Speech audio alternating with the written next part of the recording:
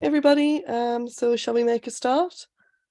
So welcome to, and thanks for coming. Welcome to our report back on the National Policy Forum that happened this weekend.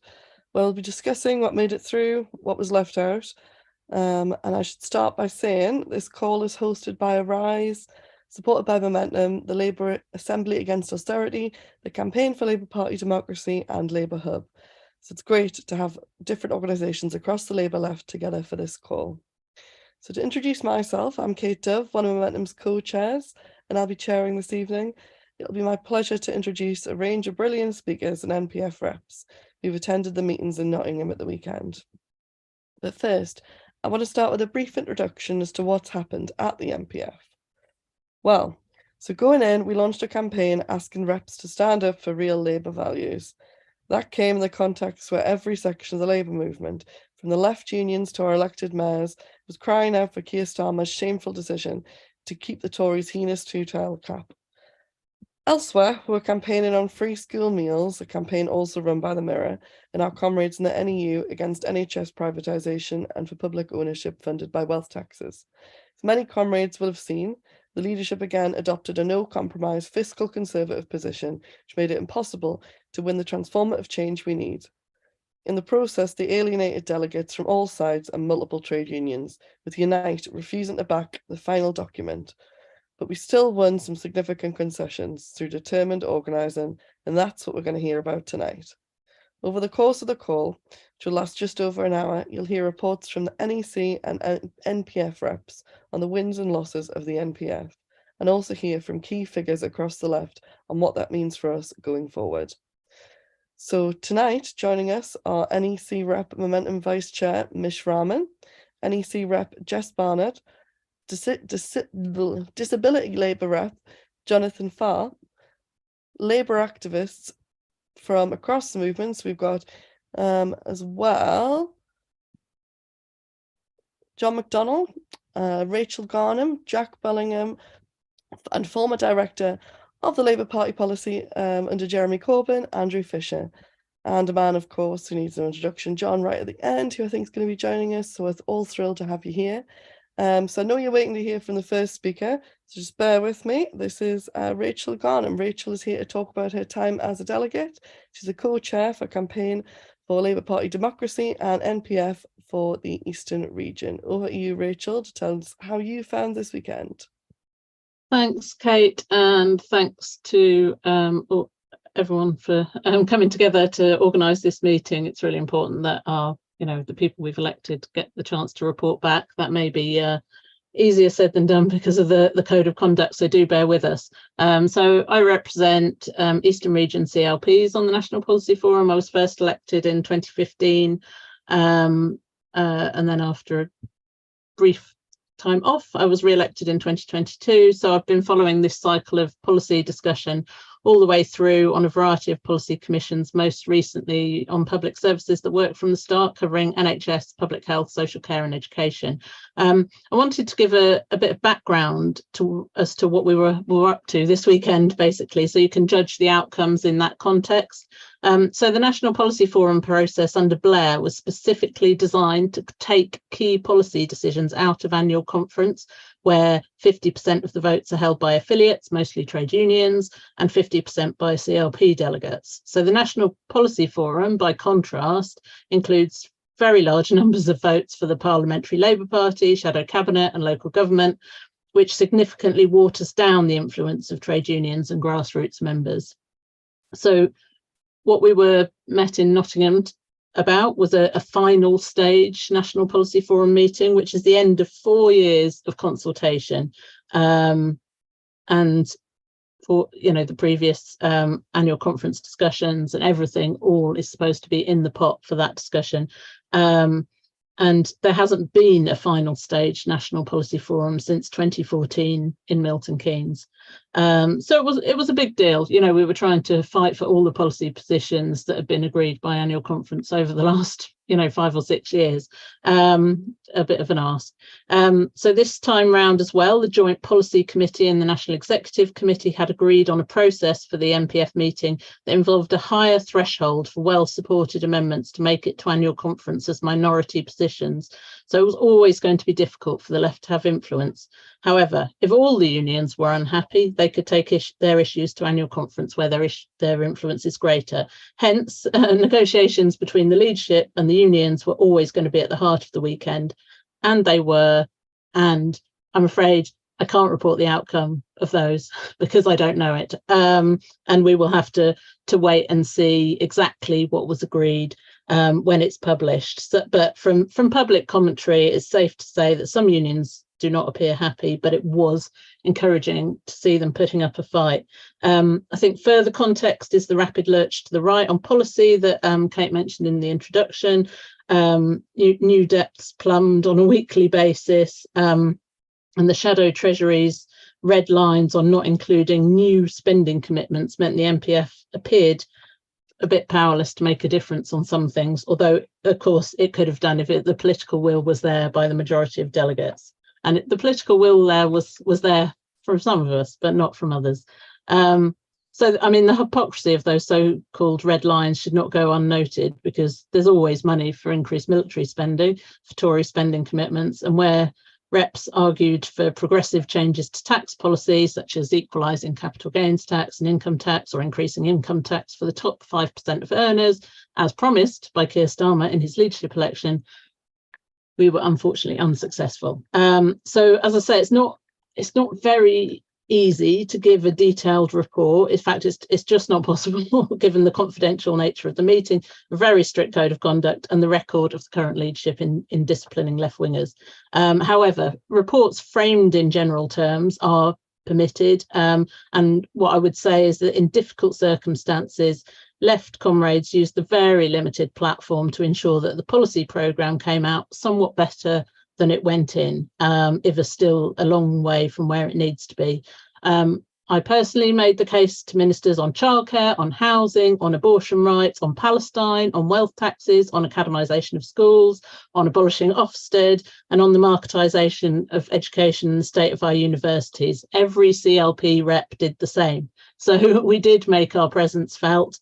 We drew on contributions from grassroots members and advocated policies overwhelmingly endorsed by our supposedly sovereign Labour Party conference. And I'm sure others will give a bit more detail, but do forgive us if we're a little cautious. There is a lot more to say, but there's not a lot more time. There's a lot of speakers. So I'm going to conclude just by saying that I think the National Policy Forum meeting this weekend really demonstrates that the battle for the future of the Labour Party is ongoing. The battle for what Labour will do in government is very much a live one. This is just one forum where that fight was playing out, and the next will be annual women's conference, immediately followed by annual conference. Left CLP reps and left unions worked really well together, and we need to be ready for further fights. So, it's absolutely clear that the country needs a better opposition to this horrendous government who is doing so much harm and is not facing the opposition it needs.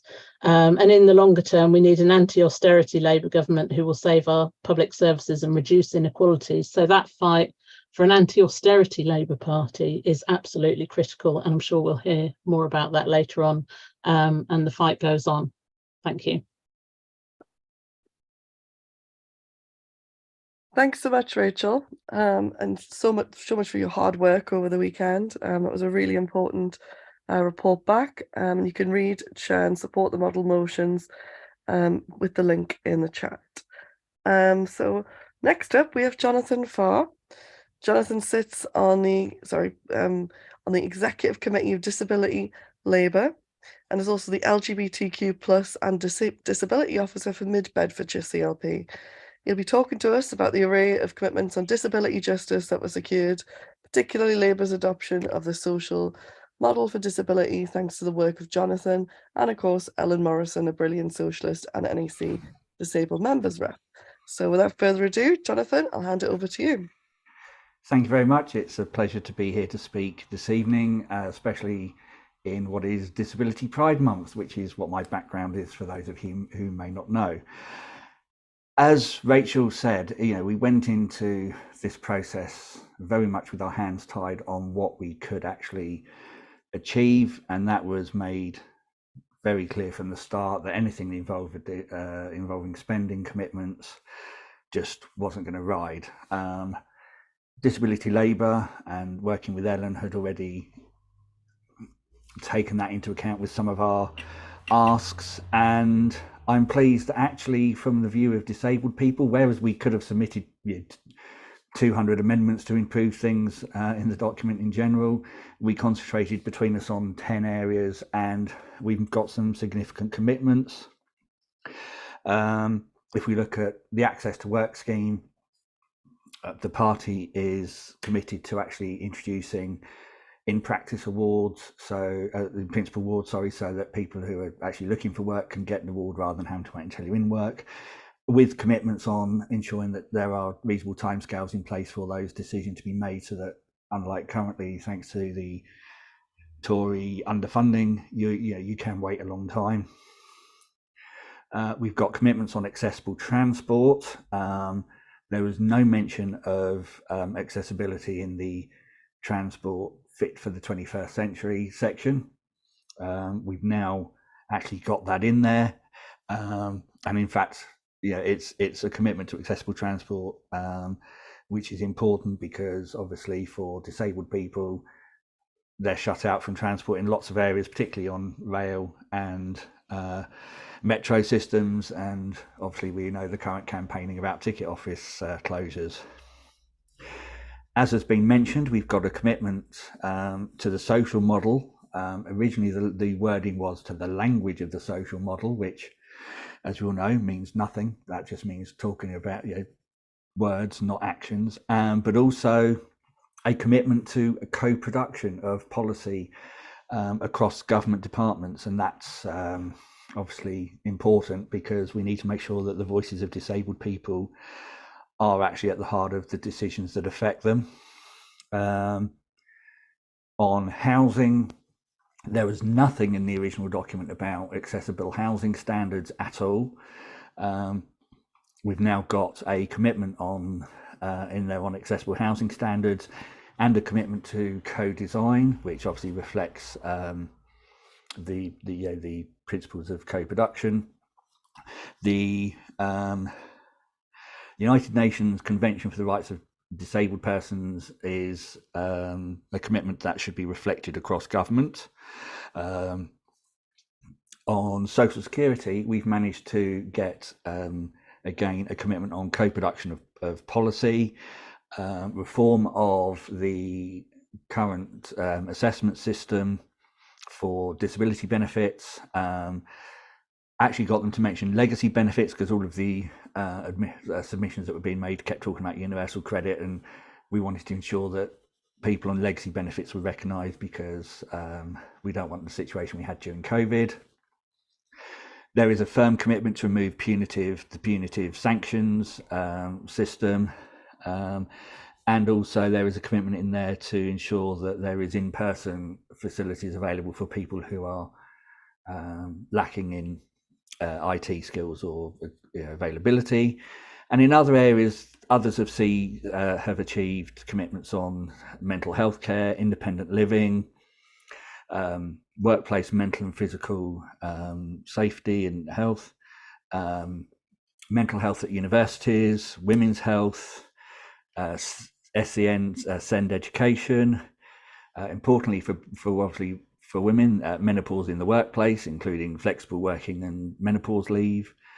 There's disability pay gap reporting. There's commitments on ensuring that employers provide reasonable adjustments in a timely manner. There's commitment to a social care, national care service with users actually and their wishes at the heart of that. So based on actually user choice.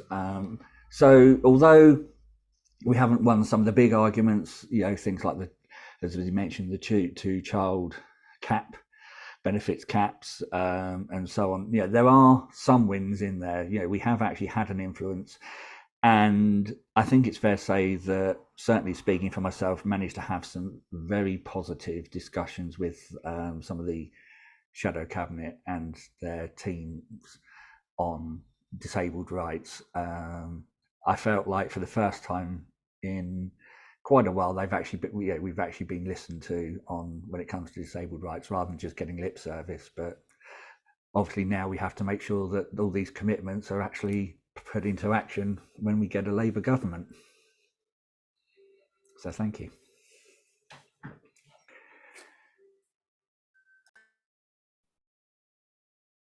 Thank you, Johnathan. It's so important to have kind of your informed take on disability rights, especially, as you said, during Pride Month, and that we kind of co-produce policy in collaboration with disabled people, and so meaningful, these concessions that you've won. I'm just going to have a quick look at the Q&A and take a few questions from the participants watching, so that the speakers going forward can maybe touch on these. So we had Vince on Zoom who said, hi from Glasgow. Was there any discussions between the unions and the CLP lefts? And if so, if not, are there any plans to set up such dialogue in future? We also had Russell on Zoom saying, how many NPF members attended? So that we know how much 35% was to achieve a minority position. So the speakers could kind of bear that in mind and hopefully answer those. And I'll be picking them up as we go along. So make sure to use the Q&A box at the bottom. Up next is Mish Rahman. Mish is Vice Chair of Momentum and a member of Labour's NEC. Mish is an inspirational and tireless campaigner for socialism who's led on campaigns such as Stand Up to Racism. He's also stood to be selected as Labour MP for Wolverhampton West, but was shamefully blocked from the long list just a week ago. He was a key left-wing figure at the MPF this weekend, so over to you, Mish. Thank you so much, Kate, and it's lovely to be here this evening with comrades to report back from the MPF. As Kate mentioned, as you're aware, last week I was blocked from a long list to be the parliamentary candidate for Wolverhampton West, and that despite having the support of 7 trade unions and affiliates, as well as of hundreds of members, and that too because of how I voted on the NEC. So it was great this weekend to come face to face with the people who blocked me and see some of them squirm uncomfortably when coming face to face. It was also nice to receive solidarity from places least expected as well. Now, the National Policy Forum, as Rachel Garnham explained, was meant to be an opportunity for members and delegates to have a say on Labour policy and help shape the direction of where we are going in specific to the economy, the environment, health, education, housing, transport, work, equality, justice, and international issues. And at the last election, we were talking about making Britain a fairer place, but this time it's about making Britain better. Well, look, we know that our chances of success going into the MPF was always going to be marginal, but equipped with radical ideas and a fabulous socialist delegation of left MPF members and trade unions, we knew that there would be opportunities for us to input some transformative ideas into policy.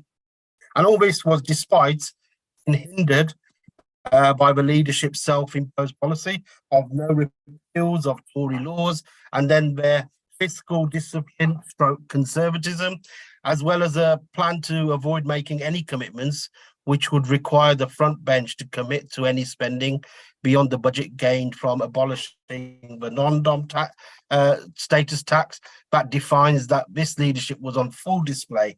Now, we know that we're dealing with a macho, culty, thin-skinned, control freak leadership, but this became even more evident when right from the off, every shadow minister told us the same: there's nothing with spending commitments. So amendments supported by Momentum and the wider left, as well as our friends in the trade unions, these were proposals such as a £15 an hour minimum wage, universal free school meals, and democratic public ownership. These were all rejected out of hand. Obviously, as many of us believe that Labour is meant to be a moral crusade or is nothing, but furthermore, when the leadership also refuses to commit to abolishing heinous Tory policies such as the two-child limit and anti-protest laws, meaning that undemocratic measures could be kept in place under a Labour government. This should hit the very soul of the Labour movement. The democratic process seemed really over before it began in many ways. So with many of these policies already ruled out, so popular policies, and these are policies that are desperately needed to tackle the huge crises that we're facing. These are policies that include public ownership, mass council house building and others. But when they say that they're uncosted, comrades, let me tell you, they're not. These are effective and affordable policies, and we could fund them easily by implementing wealth taxes on the richest in our society, which is itself another highly popular policy. So just like austerity was a political choice, it's also a political choice not to spend this money. So this is something that the leadership will need to take on their shoulders. But despite these deeply disappointing positions, which do not represent mainstream opinion within the party or within the public, we still saw some important wins. I myself brought amendments to provide universal free school meals for all primary school children. Also want to take water into public ownership, to end privatisation of the NHS, and to put some more meat on the bones of the GB energy policy. But despite not being able to take water into public ownership or pass free school meals, or to get language that ends the privatisation of the NHS, I did manage to get some language agreed in terms of defining the scale of GB Energy and its ambition, which is a positive. Now, other comrades were able to celebrate more small but significant wins, which included modernising the Gender Recognition Act, improving disability rights, and standing in solidarity with countries in the Global South. Anyone interested in PR, the party, while not committed to PR, admitted that the current electoral system was a failure, and it also contributed to the alienation of voters and communities.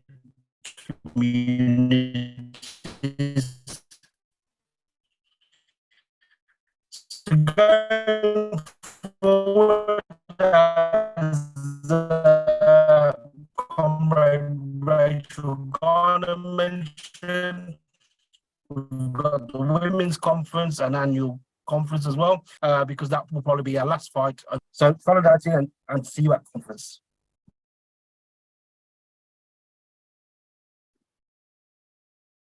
Thanks for that, Mish. Much appreciated. And solidarity again, you deserved a chance to stand in front of members in Wolverhampton. It was an absolute disgrace. So we've got a few more questions in for speakers. We had George on Zoom. George McManus from Beverley. In 2014, the big issue was austerity-based economic policy. Is it fair to say that we're back to where we were in 2014 as far as austerity is concerned? And we also have, where things don't cost money, why don't they do it? The fiscal rule does not apply here. So if speakers could bear that in mind. Before we move on as well, I'll just say that over 300 people are joining us live, including from Hull, from Gateshead, which is the best part, but I'm biased, Taunton, London, Coventry, Sheffield, North Wales, Wolverhampton, Colchester, Southend, Glasgow, Stockport, Westcliff, and Portugal. So lovely to have you all here. Up next is Jess Barnard. Jess is the former chair of Young Labour and is now one of the left reps on the NEC. Jess, you managed to extract a concession or two, so tell us about your time in Nottingham. Thanks, Kate. Thanks for the introduction. And as always, thanks to the team behind the scenes who organise these spaces for us. I've seen lots of appreciation for this report back. So yeah, thanks as always to the organisers. Yeah, I mean, as you've already heard, unfortunately, this isn't and wasn't ever going to be a report where we're kind of celebrating huge wins, just because of the the kind of current political climate that we're in. And the weekend was dominated by, and I think the headline that we kind of took from it, Keir's big headline was, fiscal rules, as you've probably already seen reported. So it wasn't really a surprise, I think, to us, but it was definitely experience from a perspective of someone whose first MPF it was as well. and also just want to thank all the hard work of the members. If you were part of any of the kind of discussions leading up to this conference, and you've kept the pressure up, without the work of socialists doing all of that and having those conversations and keeping these issues alive, I think it would have been significantly worse. And thanks to all my colleagues across the weekend who just kept the pressure up. I wanted to talk specifically about a couple of key issues. So on housing, which was an area I was focusing on. It has already been reported elsewhere. There was some progress made on recognising the failure of the private rental sector, and some commitments were won in terms of the private renters charter, co-production, and putting social and genuinely affordable homes at the heart of plans to fix the housing crisis. But as you've already heard, the proposals failed to commit to any kind of meaningful figure of social and council homes to be developed in the next Labour government, and it did fail to make spending commitments on housing. So those are kind of things we were looking for kind of clear commitments on, and I did raise that a number of times. In terms of housing policy, it didn't commit to scrapping outright Thatcher's policy of right to buy, or to introduce rent controls, or to address the Tory adopted affordable housing definition, which is currently at 80% of market rate, which is completely unaffordable to millions of people and most people in the country. So over the weekend, I did put forward the importance of funding to be made available to address the housing crisis. It is a top priority for millions of people in the country, and particularly renters who are spending, between a third, sometimes even more than half of their income now on rent. And so bringing down rents and investing in building social homes in the very early years of a Labour government is going to be absolutely essential if we want to lift people out of poverty and end the housing insecurity that is blighting millions of people, and stop the billions of pounds that's being used to kind of subsidise private landlords every year. So that was a really key issue that we were focusing on this weekend. On schools and education, there were a number of changes that were won, including ending tax breaks for private schools, and just discussions around how those funds will be used to recruit new teachers and mental health professionals. Really things that were really brilliant to see. We did push for the introduction of free school meals, despite which wasn't taken up, despite the fact that both London and Wales have done incredible work in the face of Tory austerity to roll those out. So that was a real shame, and I think, in my view, a missed opportunity to support an incredibly popular policy, and one that we know that our members want to see a Labour government championing and implementing in the next Labour government. There's quite a lot more to cover, and I know there's some more speakers who are going to be talking about lots of issues that came up, but I want to just spend the time I have left just to address one of the issues. It's been spoken about on social media, and an article which has kind of been released by Annalise Dodd since, which is around the kind of policy rollbacks around the equalities section, specifically around trans people, which is really, really concerning. The commitments from the Labour Party do fail to commit to a demedicalised self-ID process, and it does fail to appropriately acknowledge and address the scale of transphobia that we're seeing and that we want Labour to address and commit to addressing. We were able to secure some changes, but I think it's really clear that this is not a moment where it's, kind of cause for celebration. And there weren't kind of, huge, vast improvements that we wanted to see. So things like, getting recognition that the GRA process is humiliating, intrusive, and outdated. Obviously, that's something that we're glad has been recognised, but, it does feel like a very first step. And winning some commitments on inclusivity and healthcare, and on commitment to the Labour 2010 Equality Act, and the commitment to introduce, a new process as referenced in Annalise's article, but it does fall far short of the commitments that we need to see. Reflecting on that piece specifically as well, the article that's been released, although it's not unexpected, I think that this is a very good example of why the MPF policy, sometimes falls short, and how badly we need the Labour Party to be much clearer in its commitments to marginalised communities, specifically, in this instance, to trans people.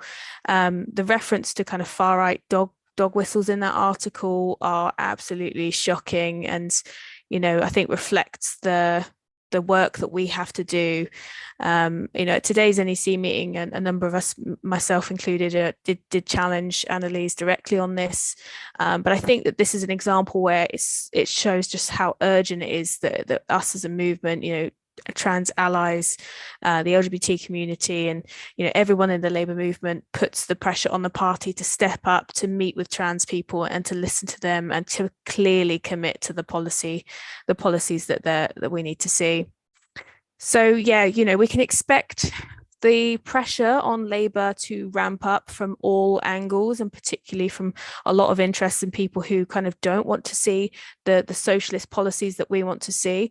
And we probably continue to see a bit of a reluctance to make those commitments from the Labour front bench from our side. Particularly where there is going to be a cost associated, but we have to stand really firm. We know that the policies that we're pushing for are overwhelmingly popular, but most importantly, they're absolutely necessary, and we can't just sit around and let this happen. We need to keep up the fight to winning these arguments and winning these commitments, because the Tories have created crisis after crisis after 13 years in government. So the left working together with our union colleagues and continuing to push for these policies and organising at every level is absolutely essential if we are going to see a Labour government that's transformative.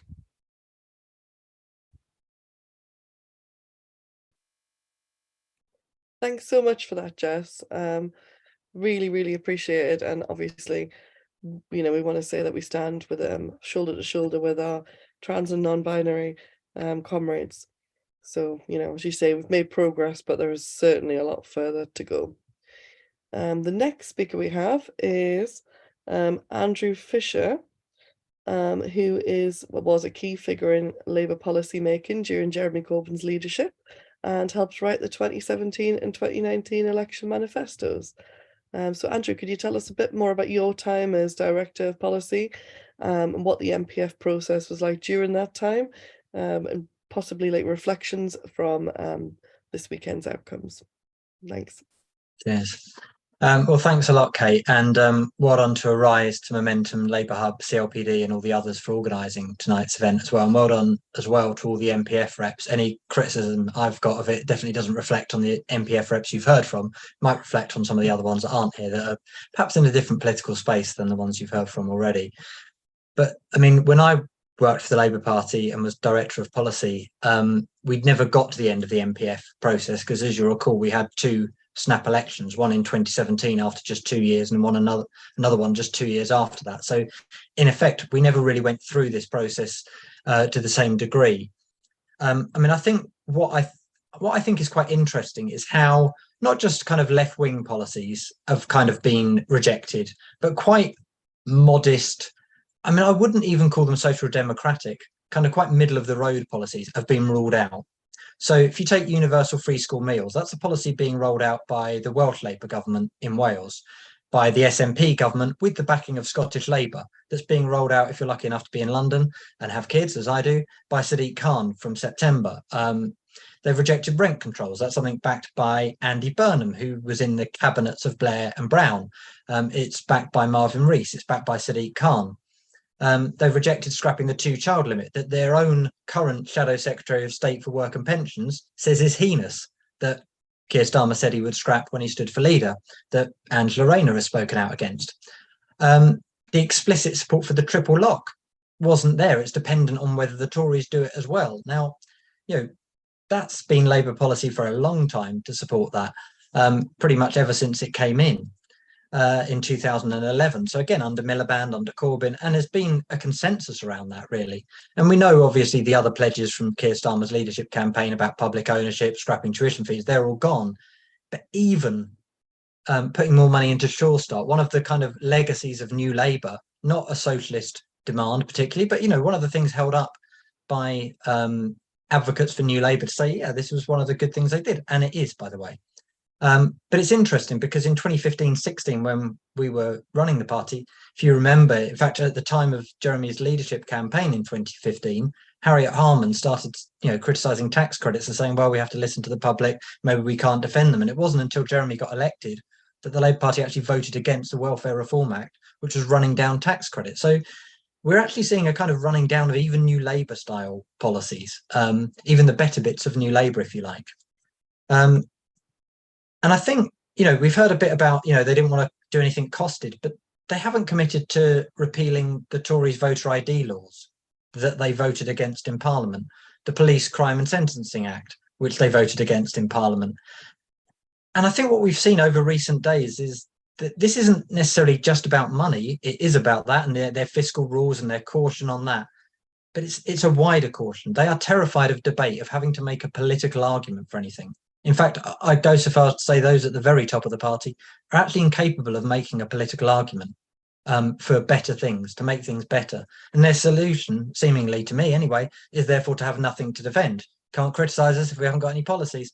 And I think that's the thing. They're not trying to be contentious. They're not trying to be radical. We kind of know that. But look at the times we're in. They are going to inherit multiple crises on the economy, in public services, on the climate, on housing. And where is the scale of response? And the thing is, I think reality intrudes, and reality is going to intrude in two ways. One is they're going to be forced to do things or be forced out of office very quickly. Because, by the way, I think Labour is going to comfortably win the next election. The Tories, the public is just fed up with the Tories. The results in Selby, the results in Somerton and Frome at opposite ends of the country, even the result in Uxbridge, where there was a 7% swing to Labour and we came within a whisker of winning a seat we'd never won, even with the kind of missteps that Labour made in that campaign. So I do think the Tories are out, but what replaces it needs to be a lot more bold, and reality has to intrude, and it has to intrude in two ways. One is that we have to try and force them to be more radical in the run-up to that election, but we also, within the party and outside of it, working with unions and campaigns, have to build up the social pressure that means when they are in government, they are forced to act. And I think that's the key lesson of this. So we've got to have a kind of twin track strategy, and I'll stop on this point because I know there are plenty of other speakers as well. We have to think about how we organise within the party effectively, and that may mean a bit of, taking a few risks here and there, but it also means building campaigns more widely outside the party as well. Thanks.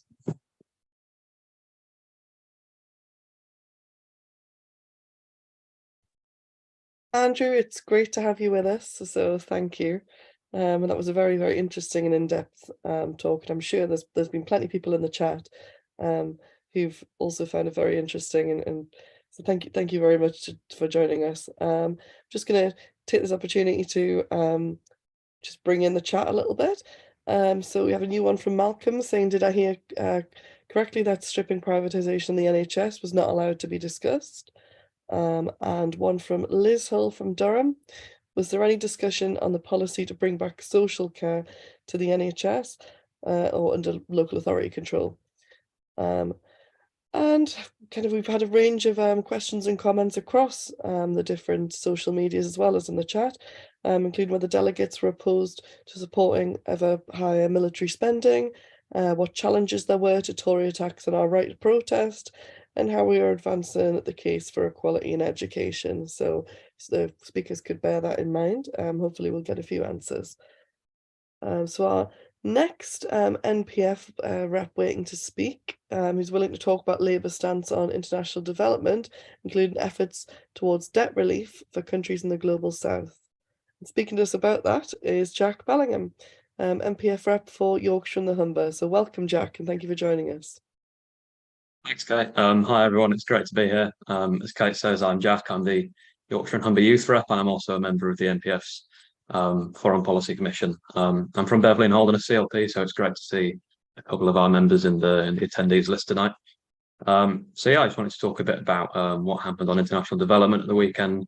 I think we can all agree that given the climate crisis and how bad it's getting, the impact of that on the global south is disproportionate compared to their contribution to climate change. We can't really forget that the Industrial Revolution began in Britain, and yet the impact of fossil fuel emissions is so disproportionately impacting upon countries in Africa and Asia and South America. We can see now this last week how bad it's getting even in Greece. So I think Britain has a responsibility to be contributing to international aid and to be trying to help countries in the global south and mitigate the impact of that climate crisis. The three areas that we were focusing on as a left group at the MPF this weekend were the 0.7% UN spending target for international development, an independent department for international development, because obviously we can all remember that the Tories scrapped that a couple of years ago, and then also in debt cancellation internationally for countries in the global south. I think, as Andrew spoke about briefly a bit before, there's a general reticence from the leadership to try and undo sort of big totemic policy areas like repealing legislation and this kind of thing. And I think that kind of conservatism showed through a bit in international development as well. And it was very hard to kind of push for that explicit independent international development commitment. But we did manage to get a bit of progress on debt cancellation. And this wasn't an area that had really been talked about before, and it hadn't appeared in the policy reports. And because of amendments that we had submitted, we managed to get that wording into the report and to get the party to be looking at exploring debt relief for countries in the global south, which was really positive. And I think it shows that even if it's a fairly modest way, having left-wing voices in the room with shadow ministers can sort of push the party towards a far better position. It's also international development, one of these issues that isn't specifically confined to the left. It wasn't just left-wing voices in the room that were arguing for these policies, and I think it really shows how out of touch the leadership really is with the party as a whole. The facts that there were people who were broadly supportive of the leadership in all other areas, supporting these policies that the leadership wasn't willing to. And I think we've seen this with other areas, things like Sure Start and an independent international development department. Big, massive achievements of the last Labour government that the more sort of moderate, as they say, wing of the party like to talk about quite a lot. But even those things, the leadership aren't willing to commit to reinstating. I think it shows how concerning it really is, sort of the current state of the leadership culture. But yeah, I think on things like international development, we can have that positive effect. I also sort of focused a little bit on civil liberties and voter ideas. Andrew and Mish have talked about, and me and Mish are also pushing on asylum and asylum seekers' rights and repealing the Tory legislation around that. And I think that's where we saw that instinctive sort of conservatism from the leadership again, sort of just this unwillingness to take on the big challenges of repealing Tory legislation. But we make some progress and keep moving. And hopefully we can be pushing for that at conference again. So yeah, great to see everyone.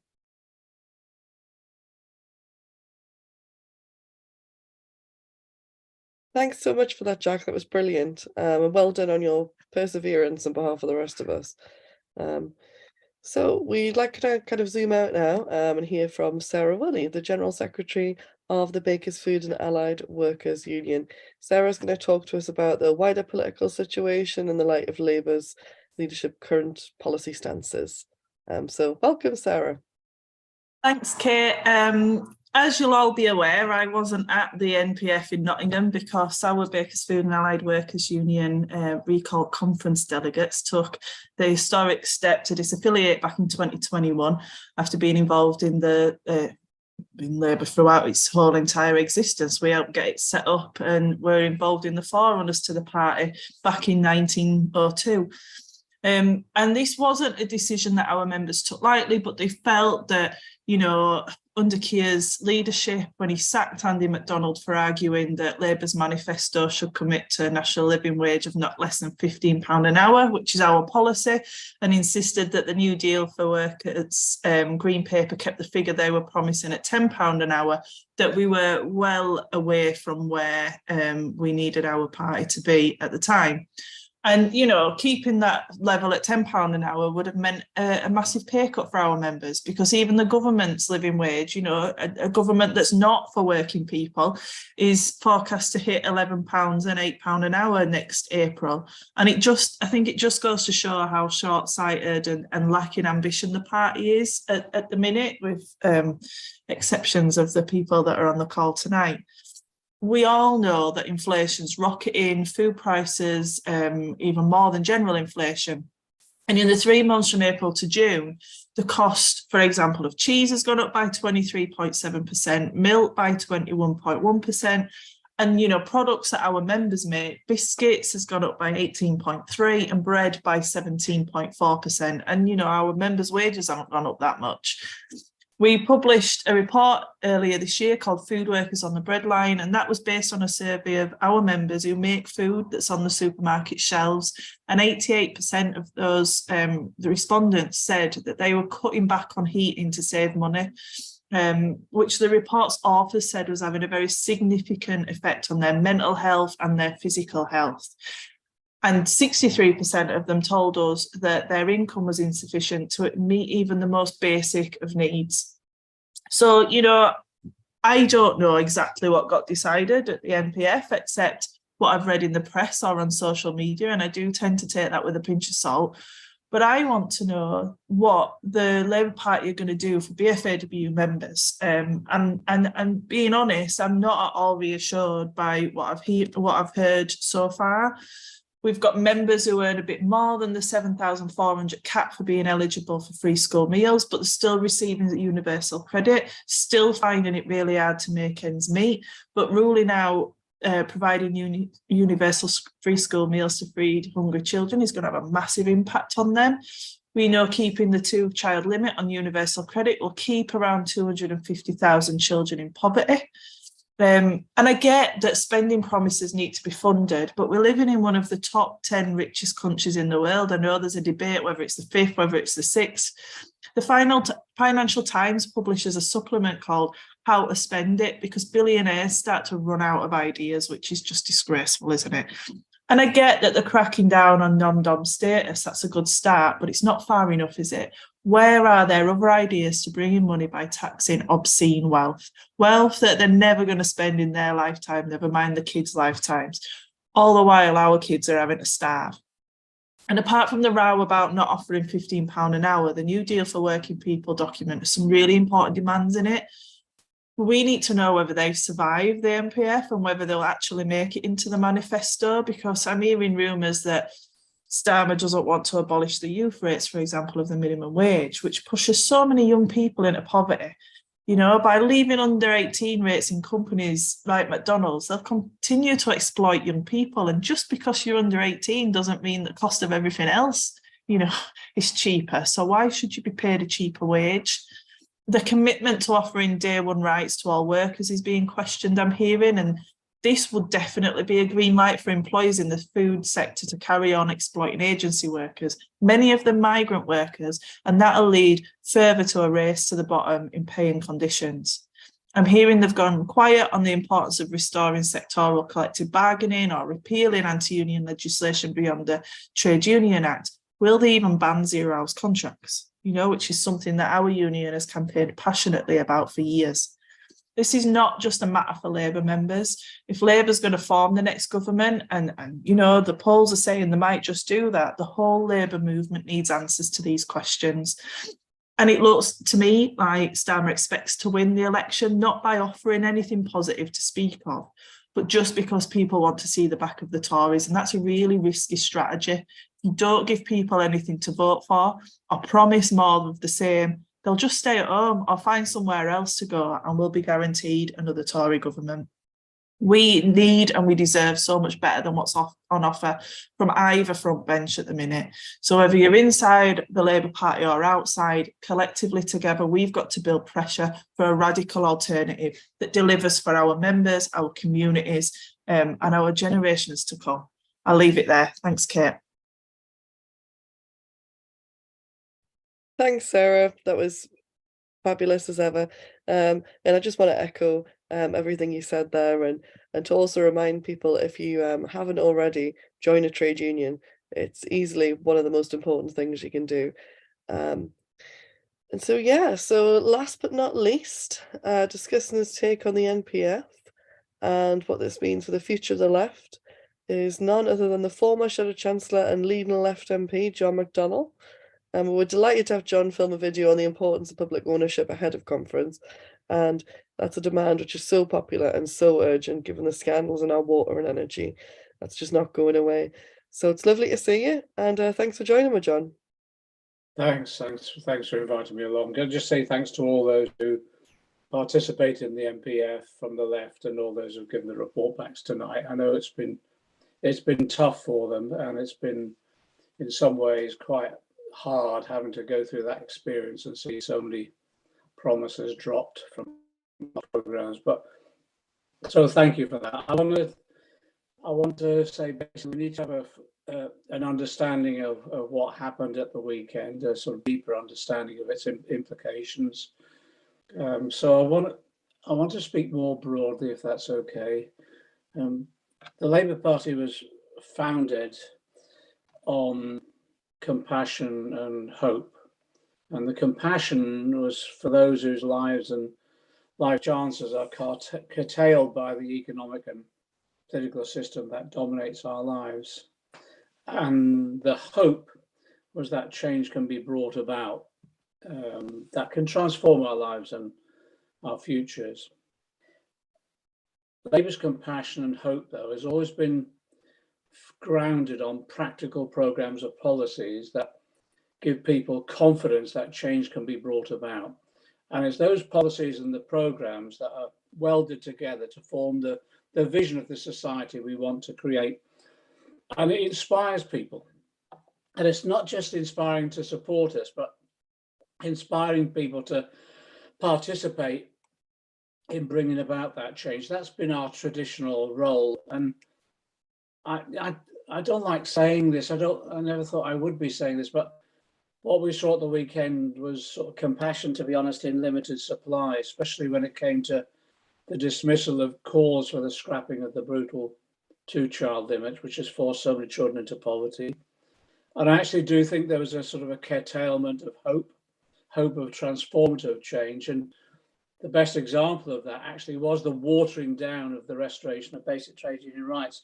The New Deal for Workers that was designed by the Institute of Employment Rights that we've endorsed the last two manifestos, and that Keir Starmer has endorsed on a number of occasions, I think it's possibly the most transformative element of a future Labour programme. And also one more transformative than we've seen in decades, because what it does, it lays the foundations of what Tony Benn used to describe as the irreversible shift in the balance of wealth and power in favour of working people. And we've been arguing for that since the 80s. My view is like others, even though the Labour leadership seems sort of intent on reducing almost on a daily basis the positive policy reasons for voting for Labour, I think the unpopularity of the Tories means that it's almost inevitable we'll see a Labour government elected in about 14 months' time. We can't be sure of its majority. I agree with everyone on that. But the most psephological feature of the recent by-elections and the polls is the Tory vote staying at home, the Tory vote abstaining virtually. And that's why I think we'll get a majority Labour government. My fear is this, unless that incoming Labour government starts immediately on a large-scale transformative programme that shows that traditional Labour compassion and hope, I think disillusionment could set in fairly quickly. And the beneficiaries of that won't just be the Tories, but I actually do think the most right-wing elements of the Tory party, but beyond that, into the far right, beyond the Tories. And if we want an example of that, we just have to look across Europe to see what the result is when there are governments that don't exhibit sufficiently the compassion and hope, and when that compassion and hope is restricted. The political threat potentially emerging in 2026, I think, needs to be understood in that context of the extremely worrying rise of the far right across Europe. In Germany, the AfD. In France, Marine Le Pen's National Front. In Greece, the recent rise and takeover by the right and the far right. In Italy, a fascist government under Meloni, the FDI. And in Spain, you know, it just shows you how serious things are when the threat from the right is we're breathing a collective sigh of relief that the right and the fascist right, although they won the greatest number of seats, didn't have an overall majority, but they still had immense support. That shift to the right, I think, is really dangerous right the way across Europe.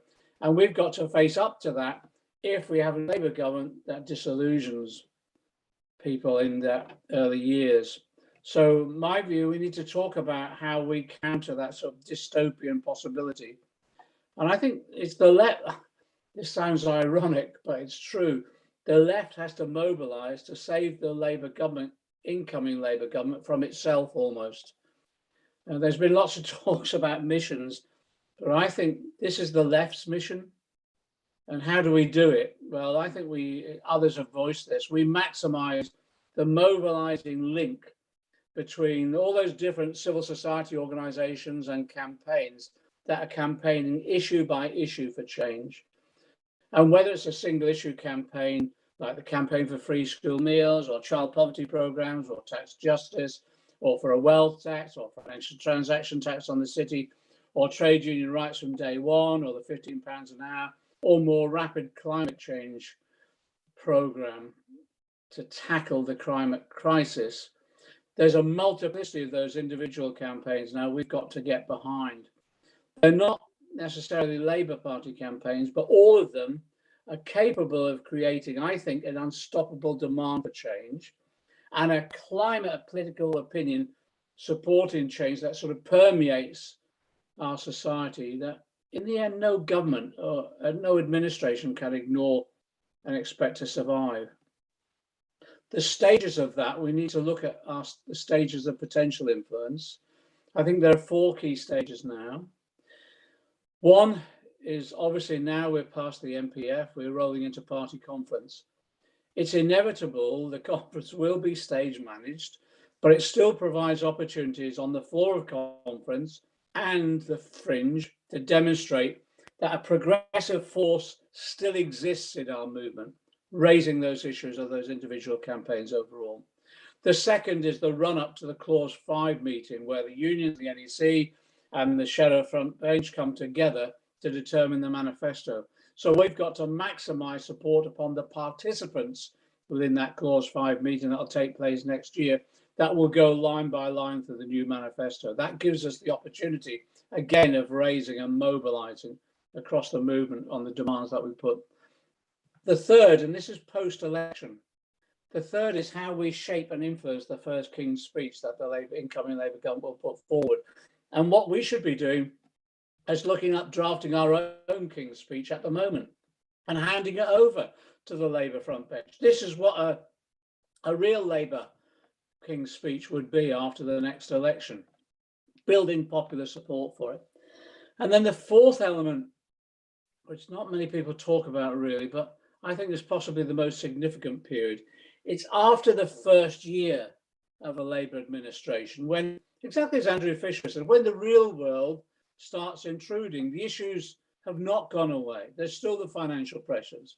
There's still trade union campaigning for decent wage rise. There's still people campaigning for proper investment in our public services. It's when those issues are facing our society has not gone away. And actually, unfortunately, I think as well, when there's been a lack of serious, effective action by the Labour government on those issues, is begin to cause frustration. And at that stage, we have to be ready and campaigning for a radical turn to save Labour from itself and to prevent the build-up of a dangerous level of disillusionment, which will drive people to the right. And I mean the far right as well. So I think that's our mission over the next 3 years, bluntly. We need to recognise the role we have to play, move past, to a certain extent, or it's not moaning, it's almost just the expressions of regret that we have at the moment of the current situation. Move past that and discussing how bad things are in the party, but start the creative gearing up and the gathering of the forces on those individual campaigns that we can then put together an overall climate of opinion that actually will dominate the political agenda over the next 3 years, and particularly when Labour goes into government. And I think that's when the left becomes serious players once again in shaping the future, not just of the Labour Party, but of the future of our country. It's a difficult period at the moment, but for those people who attended the MPF, those marginal gains that they obtained, they secured, they might seem insignificant to others, but actually they were major gains given the climate that we're in. Imagine what it's like when Labour in government and people are saying, well, where is the investment in the NHS? What's happening with our schools, our local schools budget? What's happening about rights at work when I go into work and they're threatening me with another below inflation wage rise? Imagine really the potential that there is at that stage for people to start looking for a more transformative program, and the building up of a cumulative alliance to demand that program is introduced by a Labour government. That's the sort of timescale we've got to work on, and I think they're the activities, as everyone has displayed today, that we need to get engaged upon.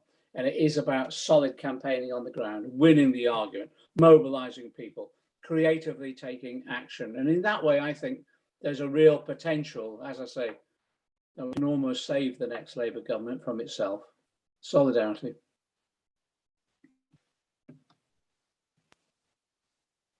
Thank you, John, and thanks for coming along. And both for that speech and for the work you're doing with other Socialist Campaign Group Labour MPs to stand up for socialism for all of us in Parliament. I just want to point out, if you can, please donate to the cost of hosting this call in the link provided in the chat below.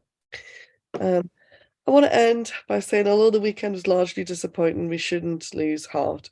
We need to take all of these campaigns to Labour conference and to the Women's Conference and work from what we've heard tonight. The truth is that from their internal purges to the refusal to offer real change from the Tories' broken Britain, this leadership is not living up to its word and it's losing friends. What's more, we know that from child poverty to public services to climate breakdown, only the left has answers to the crises facing us. We're going to keep campaigning for them in the run-up to the party conference while working to build our strength through political education and training programmes. We all know it's tough right now, but the truth is that there's a lot in the future to look forward to, and the crucial work needs to be done. They never said it would be easy, comrades, and it's not called struggle for nothing. But looking around the world today, the fight is more urgent than ever. So again, I just want to thank you all for coming, and to all the speakers for their excellent contributions, and to the people that helped facilitate this call. I think it's very important that we kind of keep aware of everything going on in the party through formats such as this. So thank you to everybody for the excellent contributions again, and solidarity. Goodbye, everyone.